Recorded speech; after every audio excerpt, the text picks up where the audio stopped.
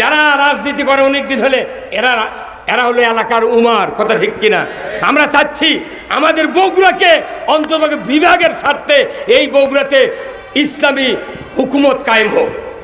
এই কথা নাকি আগামী যে সরকারি আসুক ইনশাল্লাহ আমার মুখ দেখে করছে বগুড়া বিভাগ হয়ে যাবে।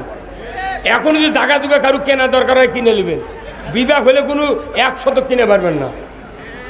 কতক্ষণ বিভাগ হচ্ছে বগুড়ার মতো এত সুন্দর এত সুশৃঙ্খল টাউন আমার বাংলাদেশের কোনো জেলাতে আমি শান্তি পাইনি। নওগাঁ গেলে খালি মধ্যে এক রাস্তা, ডাইনে বাই কিচ্ছু নেই। দুনের ডাকাতের মোড়, রুবির মোড়, দুলালের মোড়, আগুনের মোড়, চোরের মোড়, মোট মোড়। আর বগুড়া শেরপুর একটা জেলার মিনি জেলা, শেরপুর, কথা ঠিক কিনা? শাহজাহানপুর বিশাল একটা সুন্দর উপজেলা, সর্বকনিষ্ঠ উপজেলা, কিন্তু এখানে ইমানদারের সংখ্যা বেশি। এরা ওই সময় অনেক লোক রক্ত দিয়েছেন। আল্লাহু আকবার। কোরআনের রাজ কায়েমের সূচনা হবে বগুড়ার শাহজাহানপুর থেকে। আমি বিশ্বাস করি যারা নেতৃবৃন্দ আছেন আগামী দিনে কোনো দলাদলি ফালাফালি পেলাপিলি না করে আগামী দিনে বাংলাদেশে ইসলামের পক্ষে কাজ করে এই দেশটাতে সুষ্ঠু একটা নির্বাচিত সরকার কায়েম করে আমরা এই দেশের মানুষকে হাসি ফুটাতে চাই। এই যে ডক্টর ইউনূসের ব্যাপারে অনেক লেখালেখি করতেছে, আমি অনেক চিন্তা করি যে ডক্টর ইউনূস ছাড়া যদি অন্য কেউ ক্ষমতা বসত একদিন লাচ্চে তারে দিল আর মাল আছে মানা পাথরের লাগান বসে আছে, পাথর যাই লাপাচ্ছু তোকে দেওয়া হচ্ছিল, তুই চালাবের পারিস নি। ফখরুদ্দিন বলছিল তাই কথা আলু খাও। মঈনুদ্দিন, ফখরুদ্দিন আর ইয়াজউদ্দিন, তিনউদ্দিনে ধুলিস শাহ। এই কথা কর এ দেশটার সবচেয়ে বিশ্বের মধ্যে মুরব্বী হলো 1 নম্বর ইউনূস। হে ডক্টর ইউনূস, উনি যেদিন ওই জাতিসংঘের মিটিংয়ে ঢুকেছেন প্রত্যেকটা নেতা দাঁড়িয়ে গেছে। আল্লাহু আকবার। হয়তো আমরা ওনার বিরুদ্ধে অনেক কথা শুনেছি বলেছি, কিন্তু ওনার ক্ষমতা দিয়ে বোঝা গেল ওনার মাল আছে। কি এই যে মনে করেন কেউ কেউ করছে ভোট তাড়াতাড়ি হোক, ভোট দিয়ে কি করবেন? যে ভোট দিয়া বাসার ভাই পাশে 11,000 ভোট আর প্রতিদ্বন্দ্বী পাশে 390 ভোট, ওই হাত দিয়া এই বাসার ভাইয়ের ভোট ওকি দিচ্ছে, ওরই ভোট নিয়ে যে দিতেছে। তাহলে এই যে হাতগুলা খারাপ, ওরাই তো চেয়ারত বসে আছে, তখন না সরে যদি দিই উনি আবার ভোট উনকে করবি।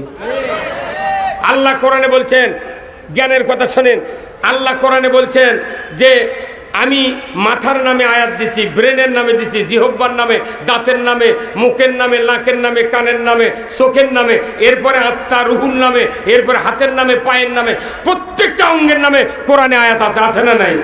আচ্ছা বলেন তো এইগুলো অঙ্গের মধ্যে সবচেয়ে দামি অঙ্গ কোনটি? বন্ধ অতি সোজা পিএইচডি করে আসা লাগবে আমার কাছে। যার চোখ কানা হয়ে গেছে ওরই ক্ষতি হবার, বইয়েরও ক্ষতি হয় না। কত মানে কে ভাই, আমার চোখ কানা হতে বাসের ভূতে লেগে আমার ক্ষতি হবি, আমার স্ত্রীর কিছু হবি, জীবনে আউ কবে না, খালি হয়তো কবার লেগে আরে আপনার কি আছে। কতক্ষণ যার কান ঠসা শুনবার পায় না ওনার ক্ষতি হবি, ওনার মায়েরও ক্ষতি হবে না। আমার পা রেল স্টেশনে লাইনত পরে পা কাটা গেছে, আমার কষ্ট হবে, আমার বাবার কিছু হবে না, গ্রামের কিছু হবে না, দেশের কিছু হবে না। আমার যতগুলো আমি মারা যাই আমার ক্ষতি হয়, কিন্তু দুনিয়ার কারু ক্ষতি হয় না, দুনিয়ারও কোনো ক্ষতি হয় না। আমার আব্বা 96 সনে 1996-এর 2রা নভেম্বর মারা গিয়েছেন। আমার বাপ মরে গেছে, দুনিয়া আরও ভালো হবে এখানে রাস্তায় জন্য কথা কোন টাকা। তাহলে মরে গেলে তার ক্ষতি, চোখ কানা হলে তার ক্ষতি, দুনিয়ার কোনো ক্ষতি হয় না। আমাদের মাথার থেকে পা পর্যন্ত যতগুলি অঙ্গ আছে, 2টা অঙ্গ আছে, এই 2 অঙ্গ যদি ক্ষতি হয় দুনিয়ার ক্ষতি, ওই মানুষের ক্ষতি, এই ক্ষতির সাথে পুরো জাতি জড়িত। সেই 2টা অঙ্গের নাম হলো 2টা হাত। কয়টা হাত? আমার আল্লাহ কোরআনে বলছেন জাহারাল ফাসাদু ফিল বাররি ওয়াল বাহর বিমা কাসাবাত আইদিন নাস। আব্দুল কাদের ভাই কোন জাহারাল ফাসাদু ফিল বাররি ওয়াল বাহার বিমা কাসাবাত আইদিন নাস, জলস্থলে যা কিছু ঘটে বান্দা তোমাদের দুই হাতে গড়া কাজের ফল। তার মানে হাত ঠিক দুনিয়া ঠিক, হাত খারাপ দুনিয়া খারাপ। এই 16 বছর সরকার হাতত ব্রেক দিয়ে দিয়েছিল, এইভাবে কোনো ভোট দিবার পারবো না। এই কথা বল না কেন? তাহলে এই বাংলাদেশ খারাপ করলো এই হাতের জন্য, কথা ঠিক কিনা? হাত খারাপ, বাংলাদেশ খারাপ। আজকে আল্লাহ তাআলা আমাদের হাত কি করে দিয়েছেন? হাত খুলে দিয়েছেন। এখন বাংলাদেশ একবার শান্তিতে ভরে গেছে, কথা ঠিক কিনা? মাত্র 16,000 লোকে দেশ ভালো চালাতে পারেনি, কিন্তু মাত্র 14 জন লোক বাংলাদেশ ঠান্ডা করে দিয়েছে। কি এনা কষ্ট হবি, গরিবের যদি হাতত সংসার যায় এনা কষ্ট হবি ভাই, তো এই কষ্ট মানে নেওয়া লাগবি। কিন্তু সরকারি অফিসাররা এরাই বেশি উৎপাত করছে, স্ট্যাটাস দিচ্ছে, ইটার দাম বেশি ওটার দাম বেশি। তার মানে কি ওরকে ঘুষের টাকা কমে গেছে। এখন এই বেতনের হাত পড়তে করলে বেতনের হাত পড়তে দেখে ওরাই লাফাচ্ছে, আর গরিব মানুষ যে ভ্যান ছেলে সোলপোল মাথার বাড়িচ্ছে না, 60 টাকা কেজি আলু, 25 টাকা কেজি মূলা, ই খায় কি দেয়া? আমি এই বাংলাদেশে যদি সরকারি অফিসার আর যত প্রশাসনিক কর্মকর্তা আছে এনারা কোনোদিন ভোট দেয় না। ভোট দেয় কল্যা আলা, মূলা আলা, কসমেটিক আলা, বাদাম আলা, বাগুন আলা, ভ্যান আলা, রিক্সা আলা। সাধারণ জনগণের ভোট নিয়ে দেয়, ওরাই বেতন বাড়ায়। কি আজ ইউরিয়া সারের দাম কত? 1360 টাকা। টিউনিশিয়া ফসফেট নাই, ইরি মৌসুম চলিচ্ছে, সার নাই, ইউরিয়ার দাম বেশি। কোনোদিন সংসদে এনে মারামারি হলো না। অ্যামিস্টার টপ একটা ওষুধ, এই ওষুধ না দিলে ধানের দানা হয় না, সিটা ছাড়ে না, ছত্রাকে শেষ হয়ে যায়। এই অ্যামিস্টার টপ 1630 টাকা বোতল। সরকার কি পারতো না যে আমরা 500 টাকা বিক্রি করবো এই বোতল, আর বাদ বাকি টাকা আমি সরকার কোম্পানির দেবো, জনগণকে 500 টাকা দিয়ে দাও? সরকার পারতো না? কিন্তু সরকার এগুলো করবে না, খালি মাল গোছাও, মাল গোছাও। কথা বল না গা? এই যত টাকা বাংলাদেশে আছে এই টাকা যদি খালি সঠিকভাবে ইউটিলাইজ হতো, সঠিকভাবে যদি বন্টন হতো, আমার বিশ্বাস বাংলাদেশ টুডে অর টুমরো সব দিক দিয়ে নিরাপত্তা দিতে পারবে। কথা ঠিক কিনা? এই জন্য আসুন আমরা বলতেছিলাম খয়রুল কুরুনি কারনি সুম্মাল্লাযিনা ইয়ালুনাহুম। তৃতীয় বক্তব্য রাসূলের, খয়রুল কুরুনি কারনি সুম্মাল্লাযিনা ইয়ালুনাহুম সুম্মাল্লাযিনা ইয়ালুনাহুম। কার বক্তব্য এটা কোন? তো আল্লাহ। এই বক্তব্য হলো রাসূলের। মসজিদে নববীতে উনি যখন রাষ্ট্রপ্রধান, ওই সময় উনি বলেছেন খয়রুল কুরুনি কারনি সুম্মাল্লাযিনা ইয়ালুনাহুম সুম্মাল্লাযিনা ইয়ালুনাহুম। আমার নবী বলেছেন আমার যুগ হলো সেরা যুগ, আমার যুগ হলো সোনার যুগ, আমার যুগ হলো সবচেয়ে নিরাপত্তার যুগ। জোরে বলুন ঠিক কিনা? আমার সভাপতি সাহেব আব্দুল কাদের ভাই, উনি আমার অনেক মুরব্বী, উনিও খতিব, উনিও মসজিদে জুমার খুতবা দিয়েছেন। আমার সভাপতি সাহেব মুরব্বী, ইনিও খুতবা দিয়েছেন। কথা ঠিক কিনা? উনিও বলেছেন খয়রুল কুরুনি। প্রায় ওনার বয়স 90 বছর। 90 বছর হলে বাংলাদেশে বলছেন খয়রুল কুরুনি কারনি। আমি 47 বছর হলে ইমামতি করি, আমিও বলি খয়রুল কুরুনি কারনি। কোনো মুক্তাদি কোনো মোতাল্লি ইমামের সাথে প্রতিবাদ করে নাই। হুজুর আপনি খয়রুল কুরুনি কারনি বলছেন, রাসূল বলেছেন আমার যুগ সেরা যুগ। আপনি যে খুতবা পড়তেছেন খয়রুল কুরুনি, আপনার যুগ কি সারা যুগ? কে ভাই আমাদের যুগ সারা যুগ ভাই? হ্যাঁ, আমাদের যুগ কি সারা যুগ? আমাদের যুগ তো সারা নাই। আমাদের যুগে সুদ আছে, চুরি আছে, জেনা আছে। কি কথা কোন টাকা? এই তো ওই ভাই বগুড়া বড় মসজিদের ইমামতি করেছেন। উনি অনেক দিন আমি দেখেছি বড় মসজিদে জুতা থয় হলো ওই বাংলাদেশ ব্যাংকের টাকা থর বাক্স এইভাবে থতে, সামনে থতে। এখন মুসল্লি জুতা ও জুকরে জুতা এইভাবে ধরে আগে জুতা চৌকাট পার করে, তারপরে নামাজি ঢোকে। জুতো কি ভাগ্যবান রে বাংলাদেশে! জুতো আগে জুম্মার ঢোকে, তারপরে মুসল্লি ঢোকে। দেখিতেন কোনোদিন? দেখিতেন? হ্যাঁ কথা কর। সেই জুতা লিয়া দা ওই বড় মসজিদের ওই প্রত্যেকের মধ্যে বাংলাদেশ ব্যাংকের টাকার বক্স আছে, ইঙ্গার থয়। তুই কোনো মুসল্লি আছে চোখ মুদে নামাজ পড়ে কি পড়ে না?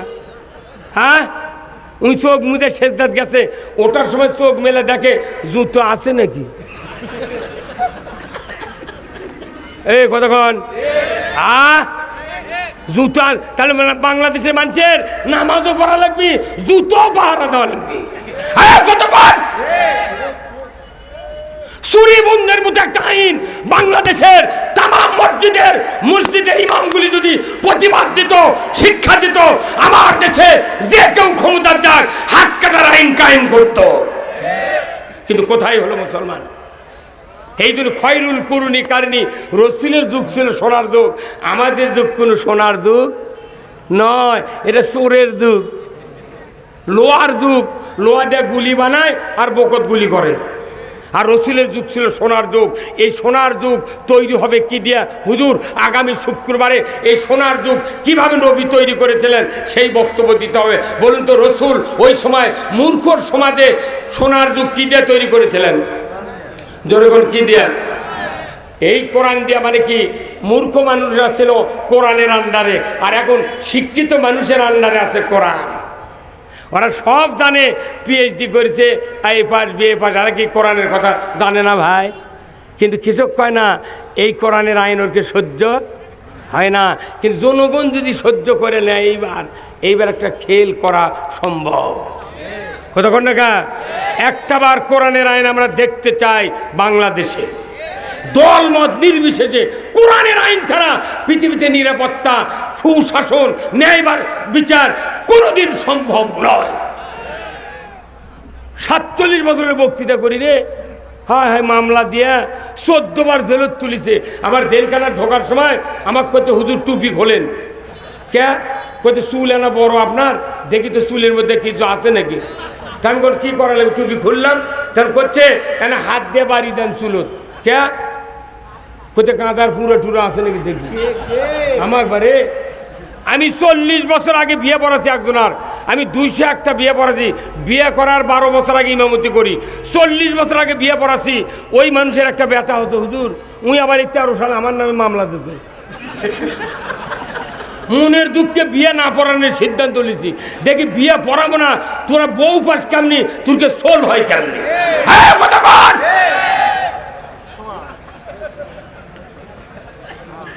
আব্দুল কাদের ভাই বুঝছেন, বিয়ে পড়াচ্ছি তারই বেটা 13 সালে মামলা দিতে কইলে 1,20,000 টাকা নিতে ওই মামলার আমার জামিন নিতে। হাইকোর্টে একটা মামলার জামিন বগুড়া কোর্ট দেয় নাই, সব হাইকোর্টে। শেষবারের মতো আমার বাড়িতে এক গাড়ি পুলিশ গেছে, যা যখনই দিয়েছে আমার মাথা ঘুরে গেছে। আমি তো বাড়িতে আছি, এখন করি কি? গিন্নি বললাম কে কি আজ তো ধরা দেওয়া লাগবে। কোথায় ধরা দেওয়ার অসুবিধা নেই, মানে দৌড়ে কি করবেন যদি গুলি করে। তা আমি এখন চিন্তা ভাবনা করি কিভাবে বাঁচা যায়। তখন চিন্তা করলো যে গরুর গড়ার মধ্যে যা হয়ে, গরুর গড়ার মধ্যে সিজরে বাসার ভাই, গরুর গড়া, গরু আমার ফাঁকা, গরু গড়ার সুজি, গরু আমার সঙ্গীত চার চিন্তা করছি কে রে মালিকি টিকে রে। তখন আমি ওর মুখদিকে লারি, ওই কিছু করে না, ফোর্স পাক কিছু করে না। তখন আমি ওটি, তখন আল্লাহর প্রসঙ্গ, তখন আল্লাহ তোমার যে এত বড় শুকরিয়া করবো, আমি তো ভাষা পাচ্ছি না কে। কারণ এই গরুর যদি আর জবান থাকতো, এই গরুই ফোন করে পুলিশও খোলেনি যে এটি গড়ার মধ্যে আছে। মানে 16 বছরের গরুর শুদ্ধা আওয়ামী লীগ গেছিল। কথা কনে ওরাও বুঝতে পারেনি যে গরুর গড়া দেখ। এই বক্তৃতা যারা শুনিচ্ছে, পরবর্তী দেশ যদি ইনকা হয় মোট পুলিশ গড়াও দেখবি হয় না।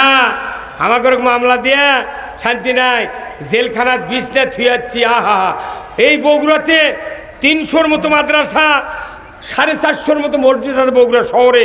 ওটি জয়পুরের রাজ্জাক আছে, কোটি কোটি টাকা লুট করে দিয়ে গেল। লটারি চাইলে একটা মিছিল করলো না ইমামরা মৌলবীরা, বাটাম ফাটাবি। এই কতক্ষণ আল্লাহ কোরআনে বলছেন, ইন্নামাল খামরু ওয়াল মাইসিরু ওয়াল আনসাবু ওয়াল আজলামু রিজসুম মিন আমালিশ শায়াতিন ফাসতারিবুহু লাআল্লাকুম তুফলিহুন।